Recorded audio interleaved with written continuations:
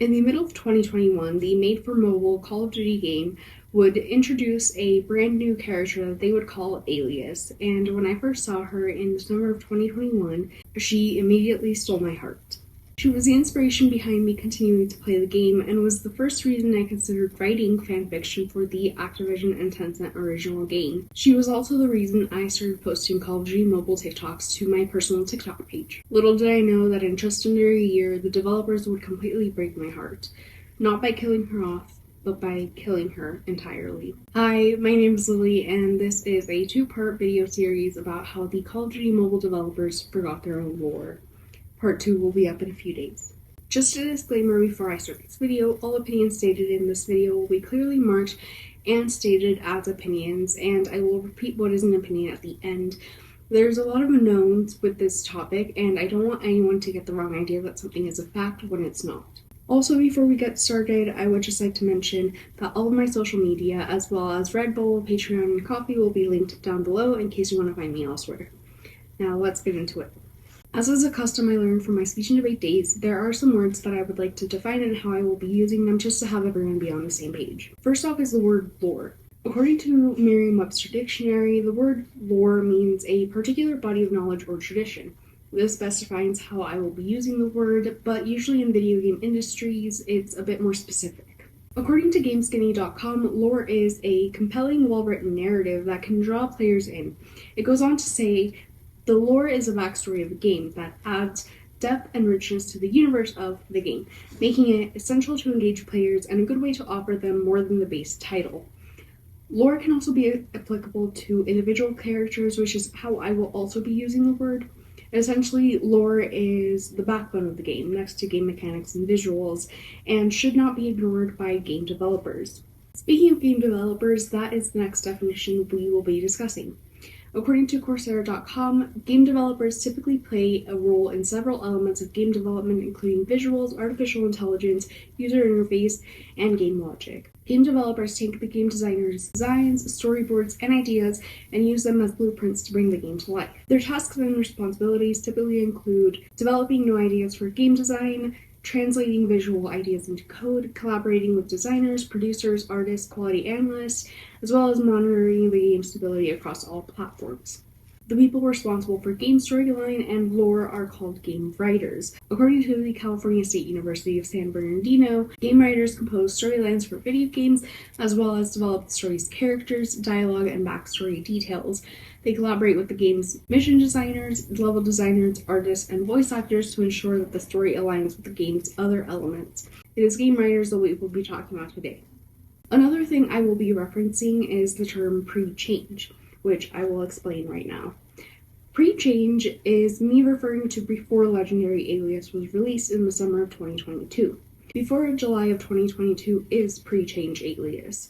It is before the character designers or whoever made the decisions they made ruined Alias. Per the game writers, this new timeline I'll be referencing as well is post-January of 2022 after Templar was shot in the eye. This will make more sense further on, so don't worry. Now let's get into the game. Call of Duty Mobile, also known as COD M, is a game developed by Activision and Tencent. Activision was founded on October 1st, 1979, becoming the first independent third-party console video game developer. In its early life, it was successful, but that success came back to bite them in the ass. Soon, other game developing companies would follow in their footsteps, overflowing the industry and pushing Activision to obscurity. After a name change, a change in leadership, and threatening bankruptcy, they seemed to find their footing again, changing their name back to Activision. In the 1990s and early 2000s, Activision would purchase a lot of intellectual property, among that being Call of Duty. Call of Duty was first developed in 2003 by Infinity Ward. Since then, it has become one of the leading first-person shooter games of the gaming industry, with a lot of copycats coming forth and trying to take the crown from Call of Duty. One thing Call of Duty has been known for since the release of Call of Duty 4, also known as the first Modern Warfare, is their campaign and storytelling abilities. And a lot of the awards that they've won have been in relation to that. It hasn't all been peachy, of course, with some of their titles being hated for their campaigns, but for the most part, that has been their selling point. So, it stands to reason that all future Call of Duty titles will continue to have lore behind them, and that lore is a very important part of every Call of Duty title, right? Due to its rising success, Parent company Activision would team up with TiMi Studio Group and Tencent to create a mobile version of the hit console game. This brings us to October 1st, 2019, when Call of Duty Mobile was officially released to the masses. Due to its proximity to the release of Call of Duty Black Ops 4 in 2018, and then Reboot Modern Warfare in 2019, it's no surprise that CODM took a lot of inspiration from Black Ops 4 and Modern Warfare 2019, with most of their early operators being Ruin, Battery, and Outrider, as well as Simon Ghost Riley and John Soap McTavish, and a lot of their early maps being taken from Black Ops 4. Of course, there's David Mason, maps from the original Modern Warfare and other Black Ops titles. However, the point remains, Black Ops 4 was released a year before Call of Duty Mobile, and Reboot Modern Warfare was released the same year. There's also characters and lore from other games, and that's how we get the Atlas Corporation existing alongside the Ultimate crew, quite literally, as Dr. Richtofen now works for the Atlas Corporation in the CODM universe. Everything from every Call of Duty title is featured in Call of Duty Mobile in one way or another, and to understand the CODM lore, you have to know the existing lore of the previous games, although it's not all exactly the same, but I'll explain later. However, my reasoning for thinking that the latter part of the Black Ops franchise was a big source of inspiration, at least in their timing, lies in some of their first original characters, Siren and Scylla. Their first original character seems to be Arbery. Siren and Scylla show us that the game's timeline was most likely intended to be separate, one timeline being within the Modern Warfare timeframe, and the other being within the same timeframe as Black Ops 3. This is because in a lot of early battle passes, Siren and Scylla appear alongside characters of said games, such as Zero, Reaper, and Spectre. If you pay attention, you'll see that their lores are all similar to that of Black Ops 3 characters, such as Scylla having limbs replaced with artificial ones, much like Ruin and Battery, and Siren being born in a lab to be a killing machine, much like Reaper, though of course Siren is much more sophisticated than Reaper thanks to her constant updates. Despite that, their next few original characters seem to be placed within the same timeframe as Modern Warfare. Among these characters are Urban Tracker, Arbery, and my favorite and subject of this video, Alias. Alias is a Call of Duty Mobile exclusive character, meaning she does not appear in any other Call of Duty title. Based on how she was dressed in her first few appearances, we can safely assume that she was meant to be in her early to mid-20s and among the Modern Warfare time frame. None of her outfits featured any high-tech accessories like those of Siren or Scylla. In fact, they looked fairly boring in terms of tech. They only featured the necessities like ammo, a harness, an extra sidearm, a knife, just the usual. Her bio states that she is a wild card that plays high risk for high reward. This is the first time we get a bit of lore about her, where we can assume that she is a contractor of sorts. This assumption can be made via the wording of her bio, which states, with her skill level, she is the best one to keep up a slave. That quote, to me, seems as though she is not employed by a single corporation or entity, but I may be wrong. Let me continue before you make a decision on that, though. Her lore is later expanded upon in the first and second draw in which she is featured. The first one tells us that she is a numbers girly, I relate, and that she often does these seemingly solo missions wherein she's hired. The second one tells us that she's a scuba diver and that she's a part of the Ghost faction. For those that aren't aware, the Ghost faction is something that was previously established in a Call of Duty game titled Call of Duty Ghosts. They are a group of people that have military experience but hate the politics of the military. Same. And thus join together to fight actual evil instead of made-up evil. But that's a topic for another day. Think of them as anonymous, but instead of hackers, they're soldiers. They all wear balaclavas with skulls on them and are individually hired out to do work for different entities to do a bit of social justice work. At least, that's my take on it.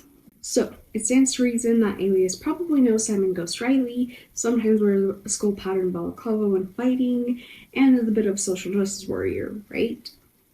Wrong.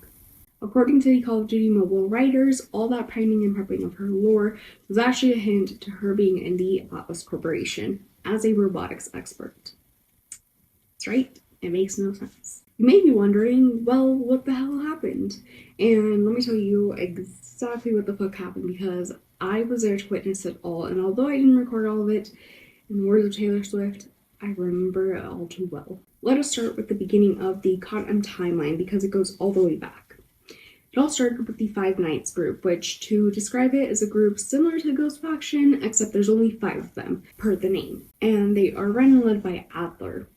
Yes, the Adler from Black Ops Cold War. The other members are Artery, Witch Doctor, the Dane, Templar, and Dark Shepherd. Another difference, of course, is that the Five Knights are malevolent, whereas the Ghost faction is not intended to be that way, but an argument could be made depending on where you stand on vigilantes. Anyway, Templar is a big threat amongst all of them, and the events lead to the death of Tank Dempsey. That's right, Ultimus Tank Dempsey from the Call of Duty Zombies story. Told you. Everything from every Call of Duty title ever is featured in some way or another. Tank Dempsey's death then leads to the events that start Undead Siege, but we won't get into that right now. Anyway, because of the death of Tank and then later Mara, Ghost develops a lot of hate towards the Five Knights and towards Templar, and although he later works with Templar to bring down the Five Knights, he still kills Templar by shooting him in the eye. The end. So, what does this all have to do with Alias? Well, so glad you asked. The developers needed a way to make Atlas have its downfall, so they came up with a new timeline, except it wasn't exactly a new timeline. It ended up just being the same timeline set about a decade into the future. With Templar being dead, his daughter Sophie, who witnesses the murder, develops a vendetta against Ghost and joins up with some bad people to help her track Ghost down. We then learn that Alias works in the robotics department of Atlas, and she has information that some people in Atlas don't want her to have. She then becomes the target of this director person who I'm still not sure how we got here or who he even is. In fact, I am unsure of everything in this new timeline. Anyway, the thing is that in true Call of Duty mobile fashion, Templar didn't actually die, he just lost his eye. Actually, he didn't even lose his eye like Thor in Thor Ragnarok, he just became blind in that eye, which is stupid because Thor got knifed in the eye, whereas Templar literally got shot in the eye. The physics do not make sense, but let me try my best to explain. Templar was one of the characters that made CODM a lot of money, and although at the beginning they had intended to kill him off because he wasn't particularly liked or important, at least not that the writers noticed, a new team of writers, in my opinion, seemingly came along and said, no, bring him back to life, we need the money. And yes, they do seem like they need the money because they are overworked and underpaid, in my opinion.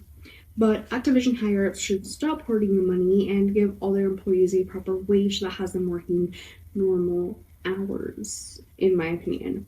It should not be up to the customers, who likely are also living paycheck to paycheck, in my opinion, to provide those proper wages to the employees working under Activision, in my opinion.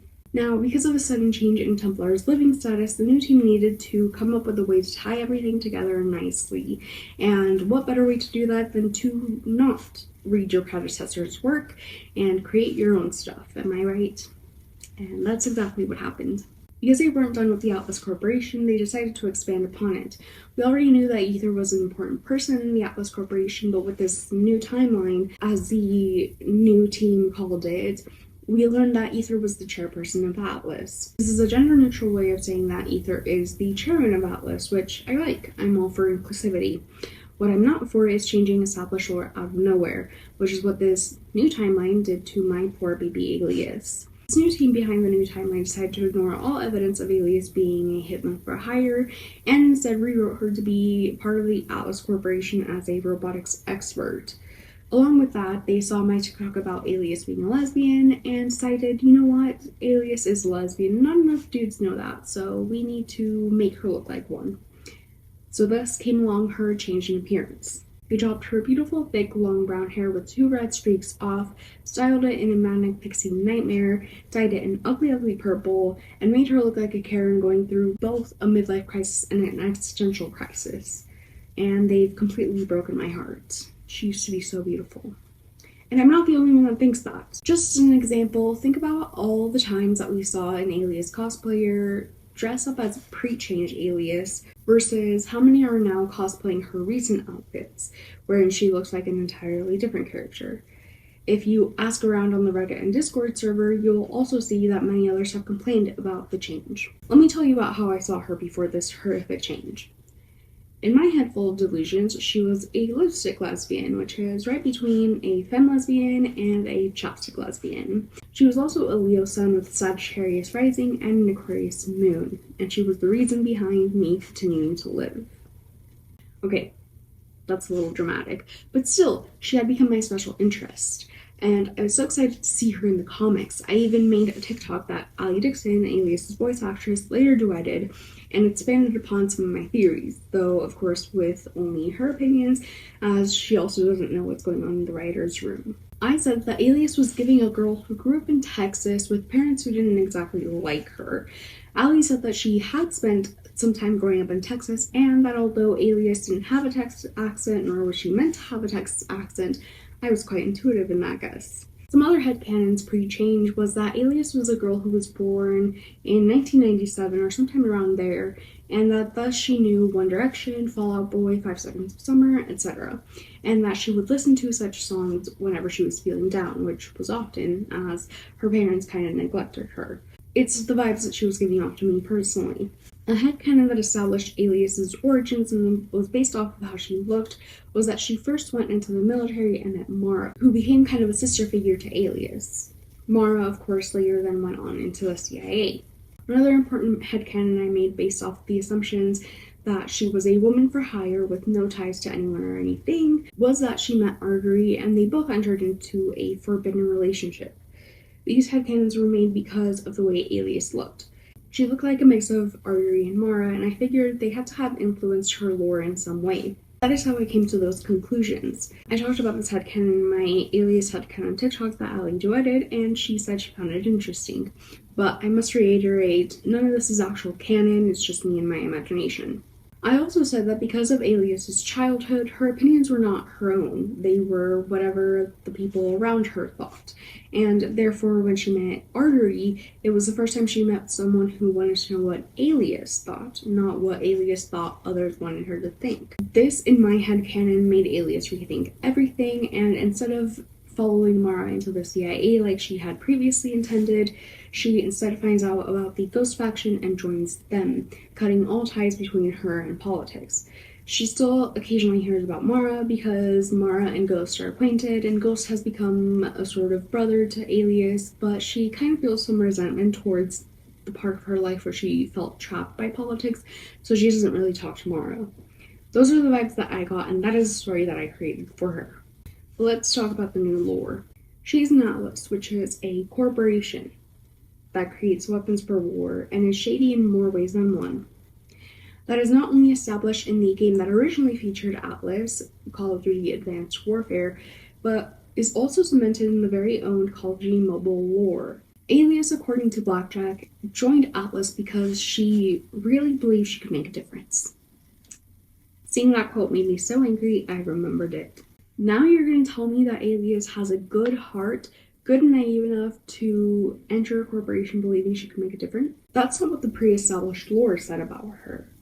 Yes, my headcanon state that Alias grew up a little sheltered and thus relied on other people's opinions to form her own, which would make her naive. However, their lore states that after she joined the Ghost faction, she was still naive enough to believe that she could change a corporation from within, working on robotics in the basement, away from everyone else. This makes no sense because the Ghost faction is all about being independent and away from the influence of corporations that buy out governments to do their dirty work. And before you say, but Lily, it's not canon that Alias was ever in the Ghost faction, let me tell you about their lore and how it works. The lore in COD M is not only established and exists within the comics that you can afford to read, it also exists in previous Call of Duty titles, like I said before. This means that although the events happening within Call of Duty Mobile are happening in a different universe, some pre-established lore remains the same, such as the beginning of Task Force 141, Atlas being hailed as a hero only to have them fall hard, and the Ghost faction. All that remains because it's been pre-established in the other titles that COD M borrows from. That's the main takeaway when trying to understand the lore. COD M borrows from other titles, and with a good pinch of freedom, they create their own alternate universe. Furthermore, however, COD M lore is expanded upon in outfits, weapons, and character bios. We can see this across many COD M characters, such as Aether's bio, which states that she came from nothing and built her way up to becoming the chairperson of the Atlas Corporation. That was the only time players learned of Aether's role in Atlas before it was officially established in the comics. Recently, we also saw Urban Tracker's lore completely change through her most recent outfit bio, and really Urban Trapper's lore has only been expanded upon in her outfit bios, making the inconsistencies weirder, but we shall expand on that in the next video. One of Alias's character outfits clearly has the Ghost Faction logo on it. It's a scuba diving one, and the Ghost Faction logo is spray painted on her chest. She also has the Locust and FR556, as well as all the other items in the draw, clearly labeled as part of the Ghost Faction. This is before she ever entered the robotics department of the Atlas Corporation. So why would someone who was in the Ghost Faction ever trust a corporation? It makes no sense. What also doesn't make sense is Death Angel Alice being in any way French, but that's for the next video again. So, what now? Well, I simply won't be spending any money on any alias that features that abominable redesign until they fix it and pay attention to the established lore, and I would suggest you do the same. I understand that the game writers are allegedly overworked and underpaid, but to change a beloved character completely makes no sense, especially when the change came out of nowhere. And for no reason. Why not just introduce Battery, since you were clearly going for a butch lesbian-looking woman who had robotic arms and tattoos? That's Battery. That's literally Battery. Why not just use her and finally give us a Battery skin that isn't in the credit store or that completely hides her face? Or alternatively, you could have used Alias but not changed her so much. If you really wanted to establish her as a lesbian without the Chinese government banning her existence, you could have had Blackjack say, Alias really wanted to join Atlas because of her appreciation for Ether, and I couldn't convince her not to do it. And then not followed it up by making her and the Red Mohawk dude semi-flirt. That would be just as vague as the haircut, but makes more sense as to why she would drastically change her career path and keeps Alias looking like herself. Why'd you have to completely overhaul her looks and her lore?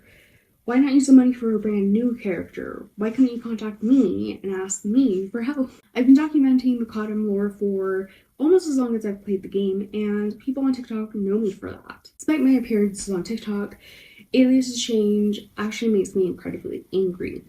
Situations like these infuriate me. As you might know, I'm a writer, and although I understand the fact that sometimes you have to forego the lore of your character just to get more money, as we've seen with Jason Voorhees and Freddy Krueger, who were only meant to be a one-movie villain, but had to change because Friday the 13th and The Nightmare on Elm Street were so big and movie executives wanted more money. However, what will always cease to make sense to me is the fact that the Cotton writers did this. Let me reiterate just so I make sure you understand. Templar was very clearly meant to die when Ghost shot him in the eye. But because players started protesting and showing more interest in Templar, they brought him back to life and created a new set of skins, the mythic skins for characters, a step up from the legendary character skins. Of course, the first mythic character skin was Spectre, whose lore I also have issues with, but the fact of the matter is that the Templar mythic skin had already been planned to release. For some reason, it looks like the Templar mythic skin was launched prematurely, and that's another issue with the gaming industry, but again, this is not a video on the gaming industry. All that makes sense. You kill off a character only to discover it would be a money-making machine, so you have to bring them back because capitalism. What also makes sense, unfortunate as it may be, is the physical changes in appearance in Scylla and Dr. Richtofen. It's unfortunate that they must be sexualized to sell, however, sex sells. That change makes sense. What makes no fucking sense is whatever the fuck happened to Alias. Who was the person behind this change? I just want to talk. Who the fuck decided that Alias just wasn't good enough and needed such a drastic change? What was the reasoning behind this change? Why'd you need to make her look so botched and different? What the fuck, man? I struggle to understand this, and it'll be my first question when I meet the Cotton developers. As a writer, capitalism infuriates me because of cases like Jason Voorhees and Freddy Krueger, but this is not capitalism, I don't think. For the first time ever, I think I can say that capitalism is not to blame. In this case, I think it seems to be an extreme case of censorship. This is still some weird shit that I've never seen before, and I will always question it and never shut up about it though. Let me explain the censorship angle before I lose anyone. COD M is a game available in China, and China, if you didn't know, is heavy on their censorship. If you say anything that could be remotely interpreted as somewhat shady towards government or is in disagreement with Chinese morals, you will quite literally be erased from existence. Several cases have already happened where actors, singers, scammers, etc. have had their entire existence wiped off the internet and no one can look them up after a scandal. So in a government such as the Chinese government, homophobia would not be out of the question. It's why Disney movies never openly out a supposedly openly gay character, because their movies would not sell in China, and China is a big market for them and a lot of other companies. This means that Activision would, of course, seek to have a presence in China, given the big market. That, of course, comes with consequences such as severe censorship, wherein writers decide to make Alias look like a cheap cyberpunk soldier instead of directly saying that she is a lesbian and establishing that as... Wait, hold on. I'm getting a call. Yes, hello? Oh, are you sure? Oh, okay. As it turns out, the writers and character designers did not intend to make Alias lesbian. They just stole her design off Tracer from Overwatch. They traced Tracer. Tracer looks better than Alias. Alias very clearly looks like a knockoff of Tracer. How dare... Anyway, I messaged the developers on Discord just to open up this conversation because their choices baffle me and will forever be a thing I wonder about. Of course, they just redirected me to the FAQ page. So, I tried Reddit to ask just what the hell were you thinking? As of filming, I've yet to hear back, and the only interactions I've had on my posts have been 1. Downvote. Just 1. I can't even say that Alias is sexualized now because she's not. She was more sexualized before her change. And although Rule 34 states that someone out there will eventually sexualize her in some way, in fact they already have, she's not exactly conventionally sexy now. Tracer is sexier. Alias was a lesbian catering to the male gaze, and now she's a lesbian catering to the Rule 34 enforcers. That shit makes no sense whatsoever. Unless one of the writers or developers is a Rule 34 enforcer, you know what I mean? But that's just speculation on my part, so don't sue me. If that is the case, though, just know that I am judging you, and I am judging you hard. As I've said, many COD fans I've talked to have said that they miss Alias pre-change and want her back, though I think their and my reasonings don't match. I want her back because pre-change lore makes more sense to me, and her looks fit her vibes. I can make an educated guess that other COD fans want her back because she's sexy. Either way, we want her back. I have to be honest, I don't actually know what happened to cause the change. I just am assuming that a new team came in for some reason or another, maybe because the previous team were so underpaid and overworked they quit, and thus this change occurred. But truly, it could be anything from the higher-ups deciding it so to them actually trying to go a different direction, whatever. I have no answers for what happened. To me, as I've said, it seems as though the previous team quit and a new team came along and fucked everything up. And that's the assumption I'm running with. It's the one that makes the most sense to me, although I do have to reiterate it's just an assumption, so don't quote me on that. I can understand why Call of Duty Mobile isn't so keen on having set lore. After all, it's an amalgamation of previous Call of Duty titles. However, why spend money on comics and lore if you're not going to follow it? It's painfully obvious to me that not enough resources are being devoted on the comics, and they're getting pushed to the side. I would hate to see them be completely forgotten, though, because the comic artists are talented and the story pre-change was going well. Furthermore, why call yourself Call of Duty if you're not interested in the lore aspect that previous Call of Duty titles had? That's not to say that other Call of Duty titles don't have their plot holes, they do, but their dedication to storytelling is definitely stronger than that of Call of Duty Mobile. If the focus on making money wasn't so prevalent, I guarantee people would pay more attention and subsequently and consequently pay more money than what they are right now. We've already seen that the comic creators don't know the lore of the previous games, such as calling Alex Keller by a different name, but never did I think I would see the writers and character developers forgetting their own lore that they created. What we need is not more money. The Activision higher-ups have enough of that, and they can redistribute it if they really wanted to make their employees happy, allegedly. What we need is for the game to have a clear lore and a clear goal in what it is they want to accomplish. This is just lazy writing prompted by higher-ups pushing for more and more money, in my opinion, and it's very clear to me. I hate this new wave of character creation that is solely reliant upon making more and more money. It's Rina Sawayama's song Excess, and players can see through that. Trust. Allegedly. We don't want to see any more pop-ups telling us about the new character skin that just dropped. Plot twist, it's yet another sexualized, same-faced, blonde-haired, blue-eyed woman that has no purpose except to be pretty and a moneymaker. What we want to see is the developers of the game able to devote their time and love into this game without stressing, and for that to happen, we need less focus on money. That much I'm sure about. About Alias, well, I still don't have answers on that, and I would like some because none of this makes sense. Let me reiterate once more. Alias went from being a mercenary for hire, a wild card, dangerous to hire but incredible for the job, to a roboticist in Atlas. Nowhere in her established lore did we ever learn about Alias's work with robotics. The only thing that could mildly be connected to that was the numbers from the doppelganger drop. And for a sniper, numbers aren't really out of the question. You kind of need to know math to be a successful sniper, which we can assume she was meant to be, given the fact that every draw she had been featured in featured a sniper weapon of some kind. After her change, she suddenly stopped having sniper weapons and reverted to having automatic guns. Is that necessarily a sign that she's no longer a talented sniper? No, but I would like to see her go back to her old self, being the talented sniper and mercenary for hire that she is. Like I said, if they really wanted to establish the fact that she's a lesbian, another assumption I'm running with because it's the only one that makes sense, and I refuse to acknowledge the fact that they traced Tracer. There were so many different ways they could have done that. However, I hesitate to completely buy that they wanted to establish her as a lesbian because of the flirting with the red mohawk dude. Of course, lesbians can friendly flirt with their guy friends, but why make room for plausible deniability if you were going to make such drastic change?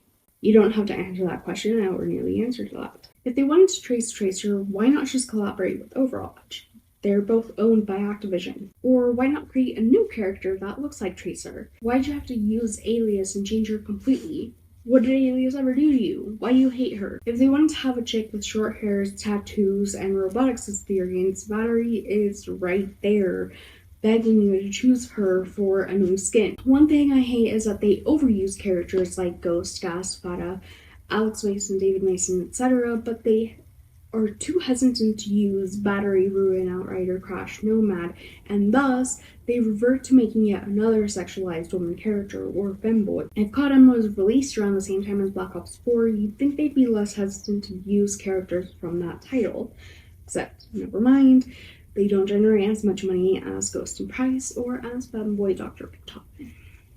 To the higher-ups at Activision, if you're watching, stop putting so much focus on money making and put more focus on delivering quality content that doesn't get overlooked so much because you're so busy trying to figure out what to release next to make you even more money. Last year, Call of Duty Mobile made $1.5 billion in revenue, and it's clear to me personally that that revenue is not being put back into the game and the developers that pour their heart and soul into the game.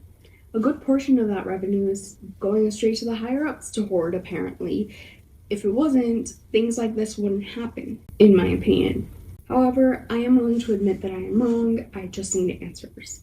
If any developer out there is watching this and knows that I am wrong, please do message me on Discord or Reddit, both of which are at Sapolily, and please tell me what really happened. If not, then I will keep running with my assumption, and it wouldn't surprise me if others did so as well. Like I said, Alias was the reason I continued to play the game. I wanted to get to know more about her. What I least expected was her lore changing so much that she practically became a different character.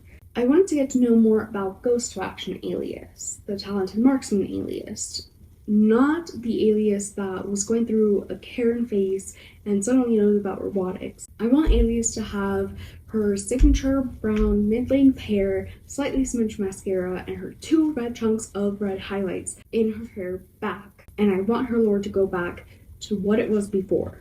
I can deal with change, but not when it comes completely out of nowhere and in the blink of an eye, which is what happened here. Until then, I have no choice but to not spend money on this game that I once loved so much. Anyway, that will be all for this video. Thank you for watching all the way through. If you have, remember there will be a part 2 to this, so you can subscribe and turn on notifications to know when that will be uploaded. If you would like to find me on other social media, my information will be linked down below. I will also leave my Ko-fi, Redbubble, and Patreon linked down there, as well as my Linktree, where you can find me on everything else.